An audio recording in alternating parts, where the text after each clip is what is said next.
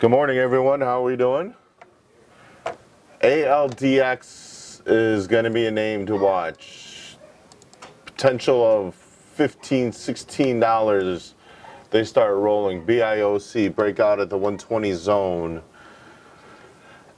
Some of the maritime names may move. I don't want to get suckered in, so it'll be interesting to watch. ATOS, of course, is the flavor of this morning, but don't forget about YRIV, sub $1 stock.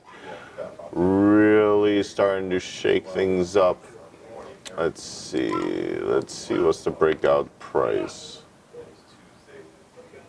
Looks like around 63.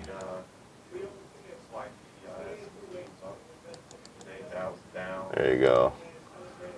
All right, ALDX open for business. Big news around ALDX. Positive notes, phase 3 trial ready to present.